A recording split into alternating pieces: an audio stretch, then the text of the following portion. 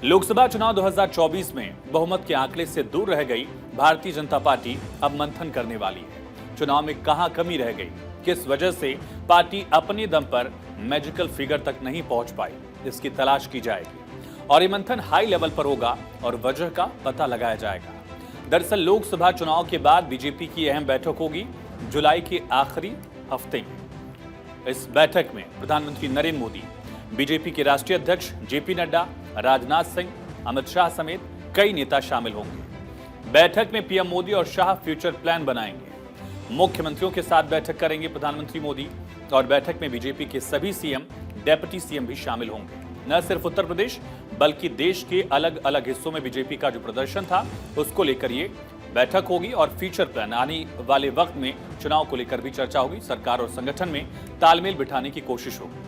माना जा रहा है कि जिस तरह से बीजेपी बीते लोकसभा चुनाव में 240 सीट पर ही सिमट गई थी, हालांकि उनके नेतृत्व वाला एनडीए गठबंधन बहुमत के आंकड़े को पार किया और मोदी 3.0 सरकार का गठन हुआ, लेकिन बीजेपी का शीर्ष नेतृत्व पार्टी के खराब प्रदर्शन को लेकर लगातार माथापच्ची में जुटा है। खास तौर पर उत्तर प्रदेश जैसे अहम राज्य में पार्टी को मन मुताबिक सफलता नहीं मिली। पिछले तमाम चुनाव से अगर 2024 का लोकसभा चुनाव देखा जाए तो पहला ऐसा मौका है जहां विपक्ष से बीजेपी पिछड़ी है उत्तर प्रदेश जैसे राज्य में। इसके बाद लखनऊ से लेकर दिल्ली तक एक्शन दिख रहा है। दरअसल पीएम मोदी से गृह मंत्री अमित शाह ने आज मुलाकात की। इससे पहले पीएम मोदी से यूपी बीजेपी के अध्यक्ष भूपेंद्र चौधरी ने भी आज ही मुलाकात की। मंगलवार को जेपी नड्डा से केशव प्रसाद मौर्य, जो कि उप मुख्यमंत्री हैं, प्रदेश अध्यक्ष भी रह चुके हैं, उन्होंने और वर्तमान प्रदेश अध्यक्ष भूपेंद्र चौधरी की अलग अलग बैठकें हुई। मंत्रियों के साथ लखनऊ में मुख्यमंत्री योगी आदित्यनाथ ने मीटिंग की। बैठकों का दौर जारी है। दिल्ली में आज मुलाकातों का दौर रहा और वो मुलाकातें ज्यादातर उत्तर प्रदेश से जुड़ी रही। ऐसे में भूपेंद्र चौधरी, उत्तर प्रदेश भाजपा के प्रदेश अध्यक्ष और प्रधानमंत्री नरेंद्र मोदी की घंटे भर तक चली मुलाकात और फिर उसके बाद अमित शाह और प्रधानमंत्री नरेंद्र मोदी की मुलाकात। और इतना ही नहीं, कल केशव प्रसाद मौर्य की मुलाकात जेपी नड्डा से हुई और इसके साथ साथ लगातार जो कयास हुई और ये बात शुरू हुई जब कार्य समिति की बैठक हुई और उसमें बयानबाजी हुई। तमाम घटनाक्रम को जोड़ते हुए अगर देखें तो कहीं न कहीं केंद्र सरकार कहें या भाजपा आलाकमान अब उत्तर प्रदेश में आमूलचूल परिवर्तन या यूं कह लें कि संगठन और सत्ता के तालमेल में जुट गया है। तो जिस तरह से बीजेपी में बैठकों का दौर जारी है, लखनऊ से लेकर दिल्ली तक बैठकें हो रही हैं, इन बैठकों को काफी अहम माना जा रहा है। प्रधानमंत्री नरेंद्र मोदी और प्रदेश बीजेपी के अध्यक्ष भूपेंद्र चौधरी की मुलाकात को भी अहम माना गया। बताया जा रहा है कि भूपेंद्र चौधरी ने पीएम मोदी को लोकसभा चुनाव में खराब प्रदर्शन की जानकारी दी, यानी वजह बताई। इसके अलावा संगठन के मुद्दे पर भी बातचीत की गई है। एक दिन पहले दिल्ली में जेपी नड्डा से केशव प्रसाद मौर्य और भूपेंद्र चौधरी मिले थे। केशव प्रसाद ने अलग से भी मुलाकात की। दोनों नेताओं ने आगामी उपचुनाव से लेकर पार्टी की स्थिति के बारे में जानकारी दी। दरअसल उत्तर प्रदेश में 10 विधानसभा सीटों पर उपचुनाव है और इसको लेकर भी बीजेपी लगातार फोकस दिख रही है। सूत्रों के मुताबिक दरअसल केशव प्रसाद मौर्य और भूपेंद्र चौधरी ने चुनाव में खराब प्रदर्शन की वजह को लेकर जानकारी दी। संगठन से लेकर सरकार के मुखिया यानी जेपी नड्डा से लेकर प्रधानमंत्री मोदी और अमित शाह के सामने ये कारण रखे गए। अलग अलग मुलाकात में दोनों नेताओं ने यूपी प्रशासन को जिम्मेदार ठहराया है। ये सूत्रों से हमें जानकारी मिली है। यूपी की प्रशासन की कार्यशैली से कार्यकर्ताओं की अनदेखी की बात यहां कही गई है। ये कहा गया कि कार्यकर्ताओं का काम नहीं हुआ, कार्यकर्ताओं का मनोबल गिरा, इस वजह से बीजेपी को कई सीटों पर नुकसान झेलना पड़ा। उत्तर प्रदेश में जिस तरह के हालात बने हुए हैं, उन हालात को लेकर बीजेपी आला कमान चिंतित नजर आ रहा है। यही वजह है कि पिछले एक हफ्ते में तेजी से घटनाक्रम घूमा है। पिछले एक हफ्ते में कई बड़े बदलाव भी देखे गए, कई बड़ी घटनाएं हुई। दरअसल उप मुख्यमंत्री केशव प्रसाद मौर्य ने पहला फायर किया। सूत्रों के अनुसार कहा गया कि योगी सरकार में वो काम नहीं करना चाहते, यूपी में किसी और को दें जिम्मेदारी। केशव प्रसाद मौर्य के बयान पर एक राजनीतिक प्रेक्षक ने टिप्पणी भी की।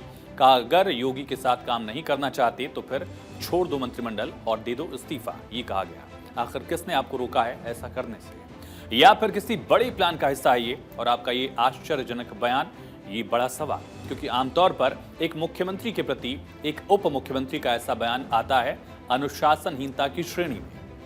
और इन तमाम घटनाओं के बीच, इन तमाम डेवलपमेंट्स के बीच यूपी के डिप्टी सीएम केशव प्रसाद मौर्य ने एक बार फिर दोहराया है, सरकार से बड़ा संगठन होता है। एक्स पर पोस्ट शेयर करते हुए लिखा कि संगठन सरकार से बड़ा होता है, कार्यकर्ताओं का दर्द मेरा दर्द है, संगठन से बड़ा कोई नहीं है, कार्यकर्ता ही गौरव है। सोचिए केशव प्रसाद मौर्य का ये लिखना क्या क्या सवाल उठाता है, अपने आप में समझिए। कार्यकर्ताओं का दर्द क्या है, ये सवाल, क्योंकि उन्होंने कहा कि कार्यकर्ताओं का दर्द मेरा दर्द है। आखिर कार्यकर्ताओं को दर्द किस वजह से है, इस बात को लिखने की जरूरत आखिर केशव प्रसाद मौर्य को क्यों महसूस हुई कि संगठन सरकार से बड़ा होता है। सरकार में मुखिया योगी आदित्यनाथ हैं, संगठन को बड़ा बताने या दिखाने के पीछे का कारण क्या है। हालांकि उन्होंने थोड़ी देर बाद अपना पोस्ट जो है वो हटा दिया। एक तरफ दिल्ली में लगातार बैठकें हुई और दूसरी तरफ लखनऊ में भी मुख्यमंत्री योगी आदित्यनाथ ने एक अहम बैठक ली। एक्शन मोड उनका दिखा। दरअसल यूपी में 10 विधानसभा सीटों पर उपचुनाव होना है। तो उपचुनाव के लिए बीजेपी पूरी ताकत लगा चुकी है। इसको लेकर सीएम योगी भी पूरी तरह से तैयारी में जुटे हैं। 10 सीटों पर होने वाले उपचुनाव को लेकर 30 मंत्रियों की बाकायदा एक टीम बना दी गई है। इसमें प्रदेश के दोनों डिप्टी सीएम नहीं है। सोचिए 30 मंत्रियों की टीम है, लेकिन सरकार के दो बड़े चेहरे या योगी आदित्यनाथ के बाद दोनों जो सबसे बड़े चेहरे हैं, दोनों डिप्टी सीएम्स को इस 30 के लिस्ट में भी जगह नहीं दी गई। यानी सीएम योगी की इस टीम में केशव प्रसाद मौर्य और ब्रजेश पाठक को शामिल नहीं किया गया है। 30 मंत्रियों के सहारे सीएम योगी 10 सीटों में से ज्यादा सीटें जीतने की तैयारी कर रहे हैं और इन मंत्रियों को जिम्मेदारी दी गई है। इनमें से 30 में से 13 जो हैं वो कैबिनेट मिनिस्टर्स हैं और 17 राज्य मंत्री हैं। इन मंत्रियों को जीत की रणनीति तय करने का जिम्मा सौंप दिया गया है। अभी चुनाव अनाउंस नहीं हुआ, अभी प्रत्याशी अनाउंस नहीं हुए, लेकिन योगी आदित्यनाथ ने खुद इन मंत्रियों को जिम्मेदारी सौंप दी है कि यहाँ के मुद्दों को समझिए, यहाँ कैंडिडेट किस तरह से हो सकता है, तमाम पहलुओं को लेकर अभी से ही जिम्मेदारी संभाल लीजिए। योगी आदित्यनाथ ने एक साहसपूर्ण फैसला लिया है। स्पेशल 30 में दोनों डिप्टी सीएम्स को शामिल नहीं करने का फैसला, ब्रजेश पाठक और केशव प्रसाद मौर्य को जगह नहीं देने का फैसला। और इन तमाम खबरों के बीच एक अहम खबर यह भी कि भूपेंद्र चौधरी ने, बीजेपी के प्रदेश अध्यक्ष ने इस्तीफे की पेशकश की है। प्रदेश में बीजेपी संगठन की कमान किसी नए कद्दावर चेहरे को दे सकती है। वो ओबीसी वर्ग से आ सकता है और यह भी कहा जा रहा है कि पार्टी नेतृत्व ने लगभग मन बना लिया है। प्रधानमंत्री से मुलाकात के बाद भूपेंद्र चौधरी ने नैतिक जिम्मेदारी लेते हुए अपने इस्तीफे की पेशकश कर दी है। ऐसे में अब तय माना जा रहा है कि उपचुनाव के पहले ही यूपी बीजेपी को नया अध्यक्ष मिल सकता है। बीजेपी के लिए सबसे बड़ी चुनौती आने वाले दिनों में विधानसभा के उपचुनाव हैं। ऐसे में पार्टी हर मुमकिन कोशिश कर रही है कि जीत का मोमेंटम वापस हासिल कर सके ताकि 2027 की राह आसान बने। वीडियो जर्नलिस्ट रोशन के साथ अवनीश विद्यार्थी, लखनऊ, भारत 24। जीत का मोमेंटम वापस आ सके, ये कोशिश है योगी आदित्यनाथ की। इस 10 सीट पर जो उपचुनाव हैं, इससे यही मोमेंटम वापस हासिल करने की कवायद है। वो मोमेंटम जो 2014 के लोकसभा चुनाव से शुरू हुआ, 2017 में विधानसभा चुनाव में बीजेपी ने वापसी की, 2014 में नरेंद्र मोदी के चेहरे की बदौलत यूपी में बीजेपी ने 70 से ज्यादा सीटें जीती। 17 में अकेले दम पर पूर्ण बहुमत की सरकार आई, 300 से ज्यादा सीटें विधानसभा में लाकर बीजेपी ने एक रिकॉर्ड भी बनाया। फिर अगला चुनाव 2019 का सपा बसपा गठबंधन, जिसमें आरएलडी भी शामिल थी, इस गठबंधन को भी बीजेपी ने शिकस्त दी और 60 से ज्यादा सीटों पर एनडीए ने उत्तर प्रदेश में जीत दर्ज की। 19 के बाद फिर 22 की बात आती है।